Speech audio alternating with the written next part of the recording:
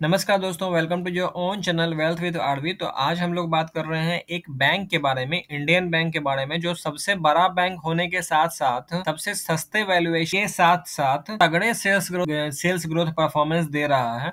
ऐसा बैंक के बारे में बात करेंगे जो 5 डिजिट का शेयर का दाम है उसका, और जो सिर्फ और सिर्फ 4 डिजिट के शेयर के प्राइस में मिल रहा है। 16,700 रुपया जिसका शेयर का दाम है, एक शेयर का, जो हम लोगों को 1670 रुपया में मिल रहा है। तो ये चीज समझना इंपॉर्टेंट है कि हम लोग किस शेयर को कितने दाम पे खरीद रहे हैं और वो कितना डिजिट का शेयर है। मेरा पिछला वीडियो आप लोग जाके देखोगे तो उसमें समझ में आएगा कि कितना डिजिट का शेयर है वो भी इंपॉर्टेंट होता है, फेस वैल्यू भी इंपॉर्टेंट होता है, और डेफिनेटली रेस्ट पैरामीटर भी इंपॉर्टेंट होता है। तो वो सब चीज हम लोग कभी देखते ही नहीं है, किसी के मुंह से सुनते ही नहीं है। कोई डिस्कस ही नहीं करेगा आपको यूट्यूब पे कि फेस वैल्यू भी देखना है, या फेस वैल्यू भी देख सकते हैं, वो भी एक पैरामीटर है, वो भी कुछ है, कुछ तो है, वो भी बात नहीं होता है। चलिए हम लोग बात करते हैं, सीधे बैंक्स पे आते हैं। इंडियन बैंक में प्राइवेट सेक्टर बैंक जो है, देखिए दो तरह का बैंक है इंडिया में, प्राइवेट सेक्टर और गवर्नमेंट सेक्टर। मैं सिंपली ओपनली बोलता हूँ कि मैं पीएसयू स्टॉक्स में इन्वेस्टमेंट नहीं करता हूँ पर्सनली। ये मेरा अपना डिसीजन है। आप अगर चाहे तो डेफिनेटली इन्वेस्टमेंट करिए, उसमें भी पैसा बना है इन करंट, और फिर फंड मैनेजर से आप डेफिनेटली डिस्कस करके आप इन्वेस्टमेंट कर सकते हो, कहीं से कोई दो राय नहीं है। मैं अपना, मेरा यूट्यूब अपना चैनल है, तो डेफिनेटली मैं अपना व्यू यहाँ पे देने के लिए तैयार हूँ और दे सकता हूँ, इसमें कोई रोक टोक नहीं होना चाहिए। तो मैं प्राइवेट कंपनी में ही सिर्फ इन्वेस्टमेंट करता हूँ, और ऐसा मानता हूँ कि पीएसयू जो भी कंपनी है, वो सिटीजन्स के वेलफेयर के लिए बना हुआ है। प्रॉफिट मेकिंग थॉट्स के साथ वो काम नहीं करते हैं, ऐसा हमको लगता है। डेफिनेटली ऐसा हमको लगता है, वो करते होंगे या नहीं करते होंगे वो उनका लुकआउट है, लेकिन हमको ऐसा लगता है, और ऐसा शायद होना चाहिए, कि जो भी सरकारी कंपनी है वो पब्लिक वेलफेयर के लिए वो कंपनी है, और जो प्राइवेट सेक्टर कंपनी है, चाहे वो जिस सेक्टर का हो, वो प्रॉफिट अर्निंग थॉट से बैठती है कि हमको मार्केट से पैसा कमाना है, क्योंकि वो प्राइवेट कंपनी है। तो मैं चूंकि वो ज्यादा प्रॉफिट के ऊपर फोकस्ड होती है, इसीलिए उसका शेयर मेरे को ऐसा लगता है कि वो ज्यादा बढ़ना चाहिए, और डेफिनेटली कुछ सिनेरियो में बढ़ा भी है। तो इस तरह से हम लोग पिछले पास्ट 20 ईयर्स के बारे में डाटा निकाल के देखोगे, तो उसमें आप लोग देखोगे कि प्राइवेट सेक्टर कंपनी ज्यादा परफॉर्मेंस दी है as compare to public sector company या पीएसयू के कंपैरिजन में। तो ये चीज डेफिनेटली हम लोगों को देखना है। पर इंडिया का मार्केट कैप के हिसाब से सबसे बड़ा कौन सा बैंक है, तो हम लोग यहाँ पे स्क्रीनर पे हैं। डेफिनेटली स्क्रीनर पे आप लोग जाके जब सर्च करोगे प्राइवेट सेक्टर बैंक, तो आपको दिखेगा कि एचडीएफसी बैंक जो है वो मार्केट कैप में 12,47,863 करोड़ का मार्केट कैप है, जो इंडिया का मार्केट कैप के हिसाब से सबसे बड़ा बैंक है। अब चलो इसके हम लोग आते हैं फंडामेंटल्स के ऊपर। तो डेफिनेटली यहाँ पे हम लोग कुछ चीज देखेंगे। आरओई 17% का है, आरओसी बैंक का ज्यादा नहीं होता है। आप लोग डेफिनेटली इसके पीयर से कंपेरिजन जब करोगे आरओसी, तो आरओसी देखोगे 7%, 8%, बहुत ज्यादा हो गया। कंपेयर कैसे किया जाता है? सेब को सेब के साथ जब कंपेयर करोगे तो वो हेल्दी कंपैरिजन है। सेब को अगर जूता के साथ कंपेयर कर रहे हैं तो वो हेल्दी कंपैरिजन नहीं है। जो बैंक को हम बैंक से कंपेयर करेंगे और उसमें देखेंगे आरओसी कितना है। अब जैसे आरओसी मैंने पिछले वीडियो में बताया था, 15% से ऊपर हो तो डेफिनेटली बहुत अच्छा, लेकिन बैंक का आरओसी उतना ज्यादा नहीं होता है। बैंक को कैपिटल कैश रख के अपना काम नहीं करना है, उसको कैश लोन दे के काम करना है। वो कैश अपने पास रख के क्या करेगा? कैश बहुत ज्यादा कैश एफिशिएंट बन के वो क्या करेगा? उसको तो मार्केट को लोन देना है ना। लोन जितना उसका रहेगा उतना ज्यादा उसको प्रॉफिट होगा। उसका तो इनकम क्या है? लोन इनकम है। तो इस तरह से हम लोग देखना है। तो बैंक का आरओई डेफिनेटली इंपॉर्टेंट है बैंक्स के लिए भी। जो ज्यादा है तो डेफिनेटली 15% से अच्छा, ज्यादा है तो डेफिनेटली अच्छा है, क्योंकि 15% से नीचे आप लोग को क्या चाहिए। पे स्क्रीनर खोल के रखे हैं और सिंपली हम लोग मार्केट कैप यहाँ पे देख पा रहे हैं। वैल्यूएशन क्या है? 18 के पीई पे मिल रहा है ये बैंक। इंडस्ट्री के पीई 20 है, तो 20 का इंडस्ट्री का पीई है और 18 के पीई पे मिल रहा है। तो इस तरह से हम लोगों को देखना है कि इंडस्ट्री के पीई के आसपास मिल रहा है, पहला बात। अब थोड़ा सा चार्ट पे यहाँ पे जाते हैं और पी रेशियो पे जाते हैं और इसको ऑल टाइम लगा लेते हैं, ठीक है। आपको ये चीज देखने में बहुत ही ताज्जुब होगा कि ये अभी ऑल टाइम लो वैल्यूएशन के आसपास ट्रेड कर रहा है। कौन सा बैंक? एचडीएफसी बैंक, भारत का सबसे बड़ा बैंक, प्राइवेट सेक्टर का बैंक, सबसे फंडामेंटली रिच स्टॉक, सबसे सस्ते वैल्यूएशन पे मिल रहा है। उसके बाद भी अगर कोई इसको सोचता है कि हम नहीं लेंगे, तो ये फिर सोचने वाली बात है। मैं डेफिनेटली यहाँ पे आपको उकसा नहीं रहा हूँ कि जाओ आप एचडीएफसी बैंक ले लो, क्योंकि ये अभी परफॉर्म भी नहीं कर रहा है और हो सकता है आगे भी परफॉर्म ना करे, क्योंकि ये तो स्टॉक है। ये मेरे कहने या नए कहने से तो चलेगा नहीं, और मेरे इन्फ्लुएंस करने का भी कोई मतलब नहीं है। आप अपने फाइनेंशियल एडवाइजर से सलाह लेके ही इन्वेस्टमेंट करना है। मैं अपना राय यहाँ पे बताता हूँ कि आप लोग एचडीएफसी बैंक जैसे स्टॉक को देख सकते हैं। लेने का तो एडवाइस दे नहीं सकते हैं, देख सकते हैं।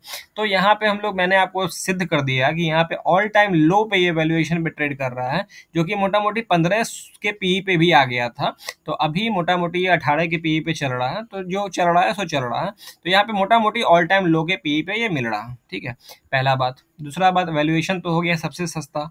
अब मैंने आप लोगों को बताया था कि ये 16,000 का स्टॉक है। क्यों बोला था भाई? क्योंकि ये 10 टाइम्स, अगर इसको आप वन के, अभी फेस वैल्यू इसका कितना है, 1 है। जनरली फेस वैल्यू 10 के कंपेयर 10 पे हम लोग देखते हैं कि उस स्टॉक किस डिजिट पे आता है। 5 डिजिट पे आता है, 4 डिजिट पे आता है। 4 डिजिट के नीचे वाला तो स्टॉक हम बोलते ही नहीं है कि मतलब बोलते ही नहीं है कि देखो, लेने का तो मुंह से निकल जाता है, उसको थोड़ा अवॉइड करिएगा। लेना, देखना ही नहीं है 4 डिजिट से कम का। 10 के फेस वैल्यू पे कोई स्टॉक अगर 4 डिजिट का है तो हम लोग उसको देखते हैं। ठीक है, कचरा स्टॉक लेके, कचरा यहाँ कचरा पेटी नहीं खोलना है अपने को एक, क्या कहते हैं, जेम्स स्टॉक को सेलेक्ट करके पोर्टफोलियो में डालना है, और उसमें इन्वेस्टमेंट सिस्टमेटिक इन्वेस्टमेंट करो या लमसम करो या जैसे भी आपका सुविधा हो वो करो, उस तरह से आप लोगों को देखना है। तो यहाँ पे हम लोग देख पा रहे हैं कि 12 के पी पे इंडस्ट्री का पी 12 है, और ये 18 के पी वैल्यूएशन ऑल टाइम लो पे है। सेल्स ग्रोथ इसका 70% का है। इस साल का सेल्स ग्रोथ 70% का है। पिछले 3 साल का सेल्स ग्रोथ 30% का है। तो 30% के सीएजीआर से के साथ अगर कोई बैंक ग्रो हो रहा है, तो ये भी एक अपने आप में सोचने वाली बात है कि ये ग्रो कैसे हो रहा है।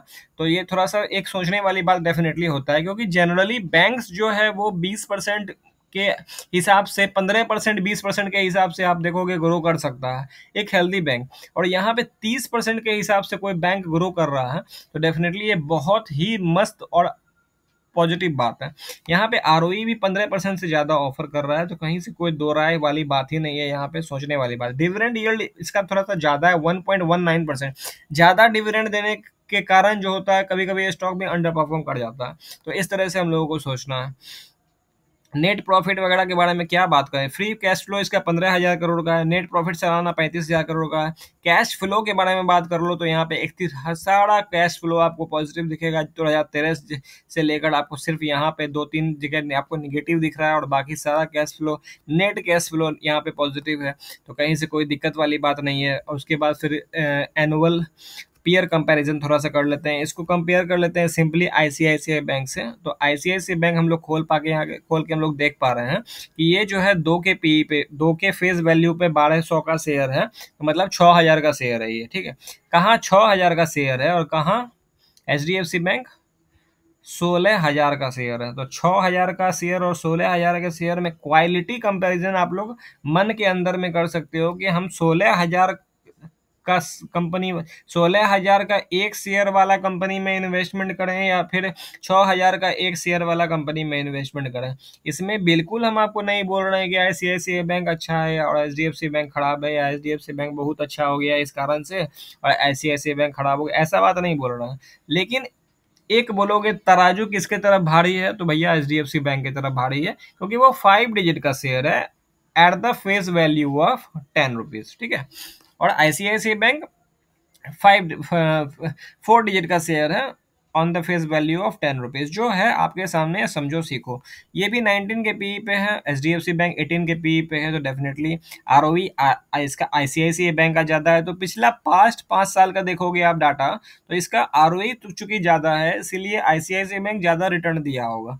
ठीक है, अब पास्ट रिटर्न कोई गारंटी नहीं है फ्यूचर रिटर्न का। ये जित बांध लो कि ऐसा कुछ नहीं होता है। जो पास्ट में अगर दे दिया 100% पिछले 5 साल में, तो आगे भी जाके दे देगा 100%, ऐसा कहीं नहीं लिखा हुआ है ना ऐसा होता है। ठीक है, अभी जो फंडामेंटल चल रहा है उस पर ही चलेगा। पिछला चार्ट से कोई मतलब ही नहीं है क्या होता है नहीं होता है। ठीक है, क्या हुआ था नहीं होता, आगे के चार्ट से मतलब इन फंडामेंटल एनालिसिस। टेक्निकली हम लोग लाइन वाइन खींच के कर लेते हैं, उसमें वो दूसरा ही एक ज्ञान है, तो वो अलग चीज़ है, तो उस पर आगे बात करेंगे। और यहाँ पे फिर से हम लोग आते हैं एचडीएफसी बैंक के बारे में। तो एचडीएफसी बैंक में यहाँ पे हम लोग देख पा रहे हैं कि होल्डिंग किसका कितना है। तो यहाँ पे एफ आई होल्डिंग 47% है, जो कि कंटिन्यू बढ़ा है 47% पे है। डी आई होल्डिंग 33% पे है। पब्लिक होल्डिंग 17% में है, और 17% ही है सिर्फ पब्लिक होल्डिंग में। उसमें भी जो है 3,64,66,000 जो है नंबर ऑफ शेयर होल्डर हैं, जो कि मोटा मोटी ज़्यादा है। क्योंकि देखिए पब्लिक होल्डिंग में क्या है ना कि नंबर ऑफ, एक चीज़ एक और गुप्त ज्ञान आप लोगों को देना चाहूँगा फ्री ऑफ कॉस्ट, कि जहाँ पे पब्लिक ज़्यादा है वहाँ पे शेयर चलना थोड़ा सा तकलीफ दे हो जाता है। बोलो क्यों हो जाता है? इसलिए हो जाता है कि प्राइस थोड़ा सा भी ऊपर बढ़ता है तो लोग कोई ना कोई उसको बेचने के लिए वहाँ पे पहुँच जाता है, क्योंकि ज़्यादा नंबर ऑफ लोगों के पास शेयर है, कोई ना कोई उसको बेचने के लिए पहुँच जाता है, इसलिए शेयर थोड़ा सा फंसा हुआ रहता है। लेकिन जब उन लोगों का पेटी खाली हो जाता है, उसके बाद जब बेचने वाला बच जाता है, खत्म हो जाता है, उसके बाद जो शेयर चलता है ना भाई, खरीद नहीं पाता है लोग, फिर सोचता नहीं है कि खरीद पाएंगे, ना ले पाता है, ठीक है ना। तो उस तरह से हम लोगों को देखना है। अब एच डी एफ सी का चार्ट हम लोग थोड़ा सा नॉर्मली खोल लेते हैं, और यहाँ पे देख पा रहे हैं कि H D F C bank पिछले एक साल में 3% का रिटर्न दिया है। आप लोग भी बोलोगे क्या बता रहे हो यार, कुछ अच्छा कंपनी बताते जो साल भर में 100% का रिटर्न दिया होता। तो मैंने फिर आपको कहा कि पिछले क्या दिया है नहीं पता, आगे क्या दे सकता है उस पर बात करोगे तो ज़्यादा बेटर है। पिछले 5 साल में 46% का रिटर्न दिया है, मतलब निफ्टी को भी आउट परफॉर्म नहीं किया है। उसके बाद भी इस चैनल पे H D F C bank के बारे में डिस्कशन हो रहा है, तो कुछ खास बात होगा डेफिनेटली, वो आपको खास बात भी समझ में आएगा जब आप इसको कंपैरिजन करोगे अदर अदर बैंक से, और इसके वैल्यूएशन पे बात करोगे। इतना बड़ा मार्केट कैप पे इतना ज़्यादा सेल्स ग्रोथ। एक और चीज़ आप लोगों को दिखाता हूँ, जब सेल्स ग्रोथ का जब मैं लगाता हूँ तो कोई बैंक ऐसा नज़र नहीं मेरे को आया जो 70% का सेल्स ग्रोथ दिया हो, चाहे वो छोटा, चूंकि इतना बड़ा मार्केट कैप होने के बाद 70% का सेल्स ग्रोथ एक बहुत ही ताज्जुब और सोचने वाली बात है। और पिछले 3 साल का सेल्स ग्रोथ भी जो है 30% का सेल्स ग्रोथ है।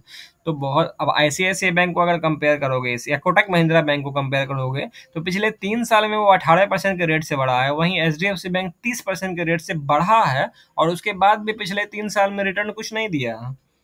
समझ रहे हो ना? तो रिटर्न इसका कहीं न कहीं ड्यू है जो मिलेगा। तो एक जैसे ही इसका ब्रेकआउट होगा ना ये इस लेवल का, मोटा-मोटी क्या कह सकते हैं कि 2000 टेक्निकल लेवल के बारे में बात करें, 1750 के ऊपर में 100 पॉइंट यहाँ से ऊपर में अगर सस्टेन करने लगा तो इसको 2200-2500 जाने में ना समय नहीं लगेगा। इवन 3000 यहाँ से डबल होने में भी समय नहीं लगेगा। और डेफिनेटली रेट कट आ रहा है, तो स्वर्णिम दिन इन बैंक्स के लिए आ रहा है, तो गोल्डन अपॉर्चुनिटी इन लोग के लिए ऑन द वे है। तो जहाँ पे ऑन द वे है वहाँ पे हम लोग अच्छे बैंक्स के साथ रहें, देख सकते हैं। आप लेने का तो एडवाइस दे नहीं सकते हैं, तो आप देख सकते हैं। तो इस तरह से हम लोग उसको देखते हैं, फंडामेंटल रिसर्च करते हैं। टेक्निकल तो सामने गूगल चार्ट पे दिख जाता है, 1710 1720 का ब्रेकआउट है, तो वो सब तो खैर बच्चे बच्चे को पता है, कहीं से कोई दिक्कत नहीं है। बच्चे बच्चे को ये नहीं पता है कि कौन सा शेयर को लेके बैठ जाना, ये बच्चे को नहीं पता है। टेक्निकल एनालिसिस सबको पता है, लाइन यहाँ से खींच देंगे, वहाँ से बना देंगे, हम लोग भी बनाते हैं, हम लोग भी टेक्निकल रिसर्च करते हैं। वो एक अलग क्या कहते हैं ना, वो एक अलग पुराण है। और फंडामेंटल इन्वेस्टमेंट करना और इन्वेस्टर बनना एक अलग पुराण है। तो दोनों पुराण को मिक्स करने से बात गड़बड़ हो जाती है। तो इस तरह से हम लोग इसको देख सकते हैं। एक अच्छा बैंक अच्छे वैल्यूएशन पे सस्ता में मिल रहा है, आप लोग इसको देख सकते हैं डेफिनेटली। और अपने फाइनेंशियल एडवाइजर से सलाह लेने के बाद ही रिसर्च करना तो बेटर रहेगा। तो मिलते हैं हम लोग नेक्स्ट वीडियो में, तब तक के लिए बाय बाय, थैंक यू।